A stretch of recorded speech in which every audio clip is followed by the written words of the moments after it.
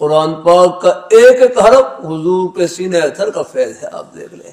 اور دنیا کی آپ کوئی بھی کتاب پڑھیں، ایک دو بار پڑھنے کے بعد طبیعت نہیں کرتی اس کے پڑھنے کو، اور قرآن پاک ایسا اللہ نے نور سے بھر رکھا ہے، جتنی بار بھی پڑھیں گے دل ٹھنڈا ہوگا الحمدللہ۔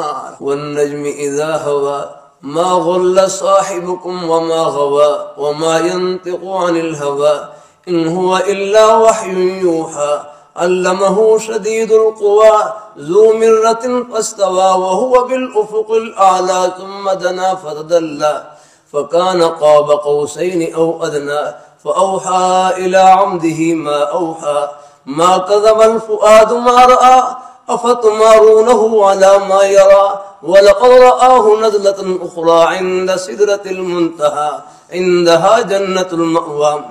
اللہ اپنی بارگاہ میں قبول فرمائے گا، نور سے بھرا ہوا رحمت۔ یہ سب یہ حضور کے سینہ اطہر کا پیدا لگا۔ اپنے بچوں کو ناظرہ قرآن پاک تو سب کو پڑھائیں، اور پڑھاتے ہیں یہ نہیں الحمدللہ۔ مجھے اندازہ ہے بچے جیسی بولنے کے قابل ہوتے ہیں، والدین کی خواہش ہوتی ہے سب سے پہلے ان کے سینہ قرآن پاک کے نور سے منور ہونا۔ ہمارے پاس کیا ہے؟ کچھ نہیں یاد رکھنا، سب کچھ اللہ تعالیٰ کی عطا ہے۔ وما بکم من نعمت فمن اللہ، تمہارے پاس جو بھی نعمت موجود ہے اللہ تعالیٰ کی عطا ہے۔